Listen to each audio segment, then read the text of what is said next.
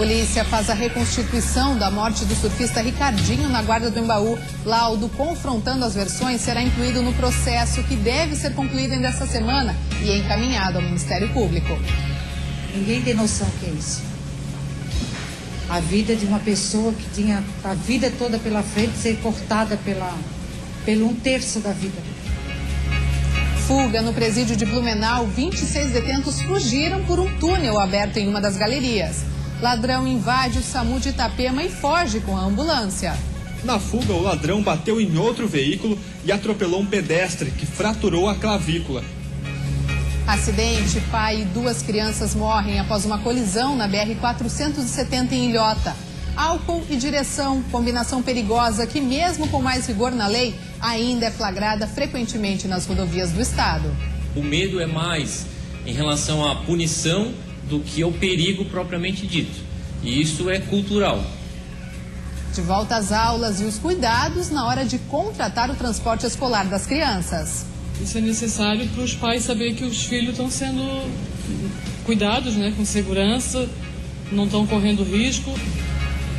Oportunidade: mais de 700 vagas de emprego estão abertas na Serra Catarinense. A Alimentação Saudável, empresa do Meio Oeste, aposta na entrega de lanches e sucos naturais na casa ou na empresa do cliente. Levar praticidade para as pessoas, colaborando para a alimentação saudável dela. O Notícias da Redação desta quarta-feira já está no ar.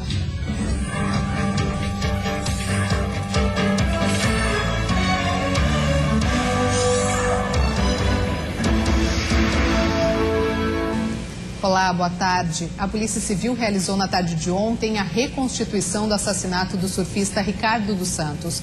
O soldado da PM acusado da morte participou do procedimento.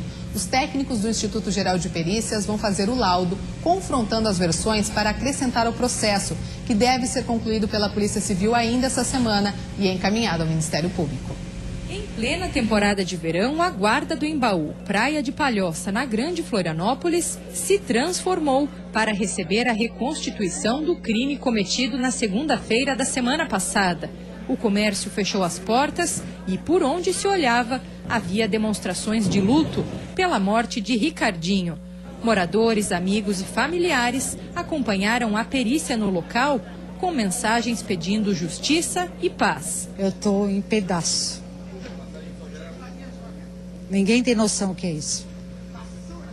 A vida de uma pessoa que tinha a vida toda pela frente ser cortada pelo 1/3 da vida. Isso aqui ficou luto, isso aqui morreu a guarda.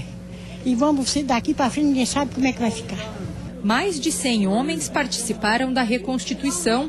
Polícia Civil e Militar, Instituto Geral de Perícias, promotores de justiça e advogados de defesa e acusação tentaram simular os últimos momentos de vida do surfista, com a ajuda de um tio e do avô do atleta que testemunharam o crime. Exames toxicológicos confirmaram que o acusado ingeriu bebidas alcoólicas. Já quanto a Ricardinho, laudos periciais mostraram que o atleta foi atingido por 2 disparos. Um deles, efetuado pelas costas, atravessou o corpo do rapaz. A reconstituição acontece na mesma data da missa de 7º dia, em memória ao surfista. O comandante da PM, responsável pela segurança da operação, não quis falar sobre a participação do soldado Luiz Paulo Mota Brentano, autor dos disparos, e lembrou que a reconstituição pode ajudar a comprovar ou desmentir a versão de legítima defesa alegada pelo acusado. A gente não pode dizer nada de concreto. Então, por isso que essa reconstituição se torna muito importante, que existe um lado sustenta a legítima defesa, o outro lado não sustenta essa legítima defesa. Então é isso que o inquérito policial, tanto da Polícia Civil como da Polícia Militar, vai apurar. Em Lages, na Serra, um homem de 55 anos foi encontrado morto hoje pela manhã. A polícia trabalha com a suspeita de latrocínio, roubo seguido de morte. O corpo de Luiz Carlos Schmidt, de 55 anos, foi encontrado hoje pela manhã neste bar, do qual era proprietário. Segundo a perícia, Luiz foi atingido com um tiro no peito. A vítima morava naquela casa que fica ao lado do estabelecimento comercial. Segundo os vizinhos, um disparo de arma foi ouvido por volta das 5 horas da manhã. A polícia trabalha com a suspeita de latrocínio, que é roubo seguido de morte, já que um suposto dinheiro que o homem guardava no local não foi encontrado. A caixa onde o dinheiro estaria guardado foi localizada na parte de fora do estabelecimento. Segundo a polícia, essa não foi a primeira vez que o local foi assaltado. Ainda não há suspeitos. Nesta madrugada, por volta da 1h, pelo menos 26 detentos fugiram do presídio de Blumenau. Os presos fugiram por um túnel que foi aberto em uma das galerias da unidade. No início desta manhã, a polícia já tinha capturado 8 fugitivos na região. As buscas continuam e os policiais fazem uma nova contagem dos presidiários, além de uma inspeção nas celas. As informações da fuga devem ser atualizadas pelo Departamento de Administração Prisional ainda na tarde de hoje. E um roubo inusitado chamou a atenção em Itapema. Um ladrão fugiu da polícia levando a ambulância do SAMU. Era por volta das 6 horas da tarde de terça-feira, quando moradores do bairro Tabuleiro, em Itapema, foram surpreendidos por um homem armado. Depois de uma tentativa frustrada de assalto, o criminoso decidiu escapar entre os telhados e foi parar na sede do SAMU. Quando ouviram os populares gritando que tinha um ladrão no telhado. E nesta hora, a técnica de enfermagem veio até a porta, olhou para o portão, tinha uma pessoa gritando que tinha alguém no telhado e tal, que estava fugindo. Aí ela fechou a porta, porque daí uma outra pessoa gritava que ele estaria, de repente, estaria armado. Aí nesse meio tempo, eles escutaram um barulho, ele caiu dali de cima e logo depois já olhou para dentro da viatura, provavelmente a chave estava em ignição e já saiu derrubando o portão. Na fuga, o ladrão bateu em outro veículo e atropelou um pedestre que fraturou a clavícula. Depois de percorrer cerca de 2 quilômetros, ele abandonou a viatura no final desta rua e fugiu a pé pela cachoeira. O criminoso ainda não foi localizado, mas o estrago que ele deixou ainda pode ser visto. O muro e o portão da unidade foram danificados. A viatura foi recuperada, com pequenos estragos externos. O veículo tinha apenas 20 dias de uso. Ontem nós ficamos sem atendimento aqui em Itapema pelo período de mais ou menos umas 3 horas, né? Mas foi recuperada e graças a Deus não houve dano na mecânica do veículo. E o que a gente continuou com as atividades no período noturno e hoje também. E você vai ver a seguir: álcool e direção, combinação perigosa que mesmo com mais rigor na lei, ainda é flagrada frequentemente nas rodovias do estado. O medo é mais em relação à punição do que ao perigo propriamente dito. E isso é cultural. E ainda de volta às aulas e os cuidados na hora de contratar o transporte escolar das crianças. Isso é necessário para os pais saberem que os filhos estão sendo cuidados, né, com segurança, não estão correndo risco. Nós voltamos já já.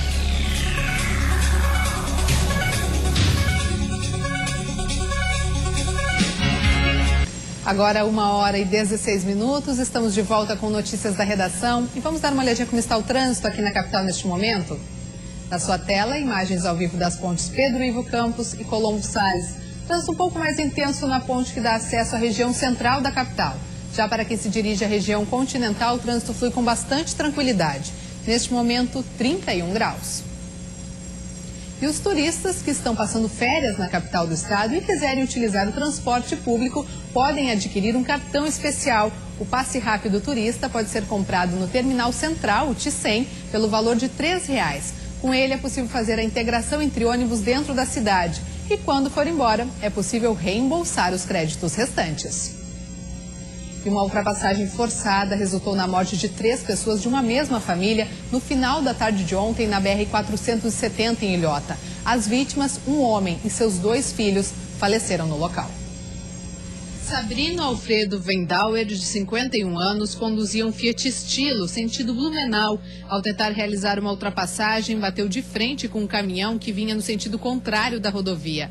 De acordo com a motorista de um terceiro veículo que também se envolveu no acidente, o condutor do Fiat ultrapassou uma caminhonete e, ao tentar ultrapassar o carro em que ela estava, deu de cara com o caminhão. Wendauer ainda tentou desviar da carreta, batendo no veículo dela, mas não foi possível. Com o impacto da batida, o Fiat Stilo ficou completamente destruído e o caminhão tombou na lateral da pista.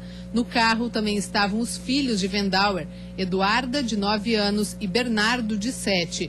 Todos estavam sem cinto de segurança e morreram no local. O condutor do caminhão quebrou o pé e foi encaminhado ao hospital.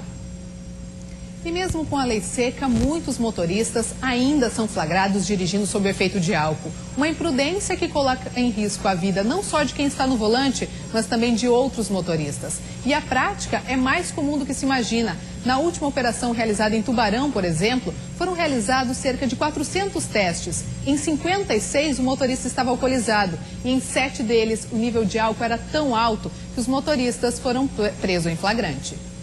A lei seca está em vigor desde 2008. Ela passou por ajustes e se tornou ainda mais rigorosa. Hoje, qualquer índice diferente de zero que for apontado pelo teste do bafômetro é o suficiente para que haja punição, que está cada vez mais severa. A punição é 1 ano sem carteira, além da multa de R$ 1.900.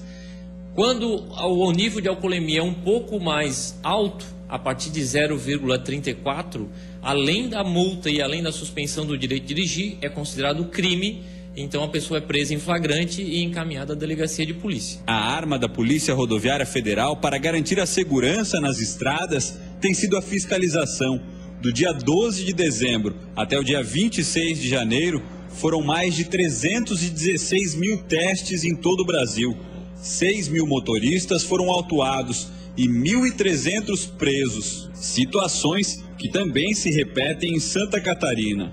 Mesmo com o rigor da lei, os flagrantes ainda são comuns. Na última operação, em Tubarão, foram realizados cerca de 400 testes. Em 56, o motorista estava alcoolizado e em 7 deles, o nível de álcool era teira. A fiscalização transmite uma sensação maior de segurança aos motoristas. Acho muito importante, né? Porque até a pessoa andar embriagado é um problema, um risco sério para todas as outras pessoas.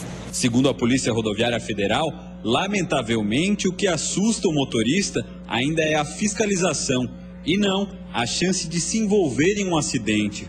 O medo é mais em relação à punição do que ao perigo propriamente dito. E isso é cultural. Mas a gente acredita que com o aumento da fiscalização, isso gere um efeito na sociedade e se diminua o número de condutores sob efeito de álcool conduzindo veículos. Vale lembrar que todas as viaturas da Polícia Rodoviária Federal possuem equipamentos para o teste do bafômetro e que o próprio policial rodoviário federal pode constatar a embriaguez caso perceba os sinais no motorista. E com a proximidade do retorno às aulas, muitos pais começam a procura por empresas de transporte escolar. Mas é importante estar atento aos itens de segurança que precisam ser verificados na hora de contratar o serviço. Todo semestre, esta cena se repete. O pátio da Coordenadoria de Trânsito em Itajaí fica lotado de vans escolares. É o momento da vistoria. Todos os motoristas que trabalham com o serviço precisam passar pelo procedimento. Itens básicos de segurança têm que estar em dia.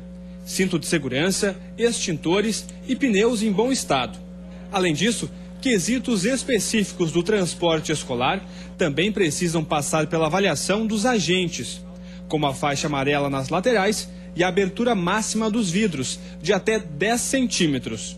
As lanternas superiores também precisam ser verificadas. Elas começam a piscar quando a porta é aberta e servem como um sinal de alerta para os motoristas que estão ao redor, já que a qualquer momento uma criança pode desembarcar. O Codetran visa muito a segurança do estudante, a segurança do usuário do transporte escolar.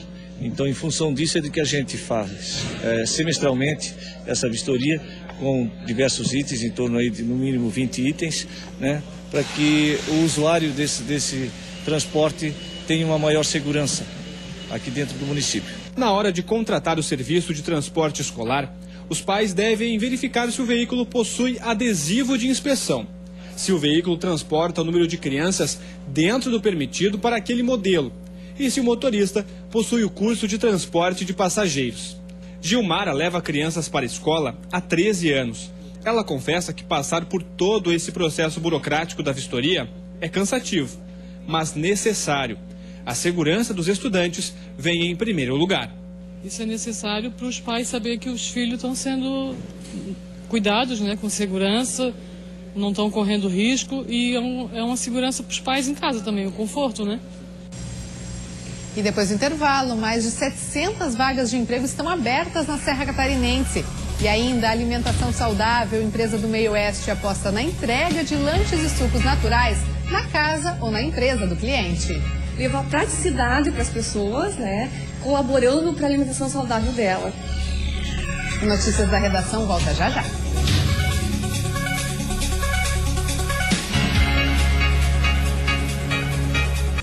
Uma boa notícia para quem está procurando emprego. Mais de 700 vagas estão disponíveis no Planalto Serrano. Desempregado, Jonathan não perdeu tempo. O jovem que tem experiência em soldagem veio ver se há alguma vaga em aberto no ramo dele. Trabalho há 3 anos já nessa área. O problema é onde no último serviço que eu trabalhava não assino como soldador, né? Mas experiência eu já tenho. Aqui no Banco do Emprego, em Lages, existem novas vagas todos os dias. No momento, mais de 700 oportunidades estão disponíveis. Umas exigem qualificação profissional, mas também tem opção para quem não tem experiência. Oportunidade para diversos ramos. E temos diversas áreas, né, em diversos segmentos, tanto ramo madeireiro, tanto a setor alimentício, comércio, né?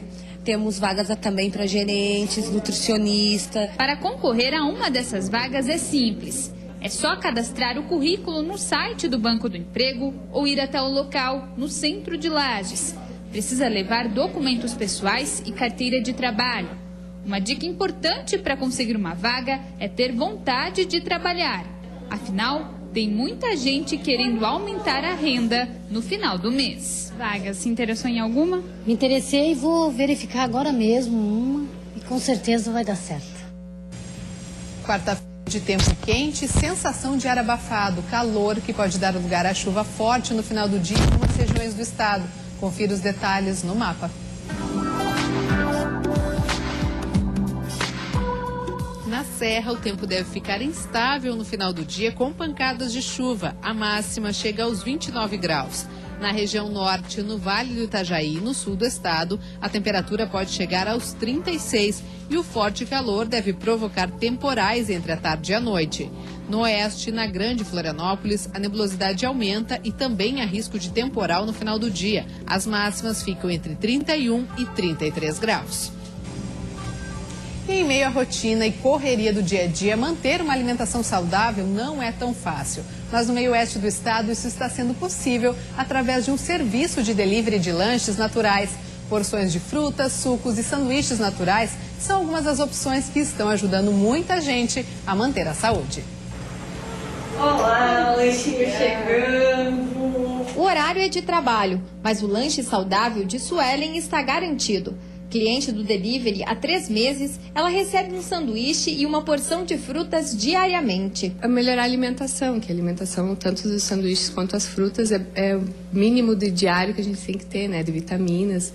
E para mim facilitou muito por ela entregar para mim sempre no horário que bate a fome. O delivery de lanches naturais atende às cidades de Joaçaba e Erval do Oeste. As entregas são pré-agendadas e gratuitas. Para cada dia há um cardápio diferenciado. É possível receber um suco, uma porção de frutas e um sanduíche juntos. Escolher só as frutas ou ainda fazer a combinação de 2 itens. O delivery oferece ainda pacotes com valores corporativos e mensais. A elaboração das porções passa por acompanhamento de uma nutricionista. Na preparação, os itens são higienizados, cortados e embalados cuidadosamente.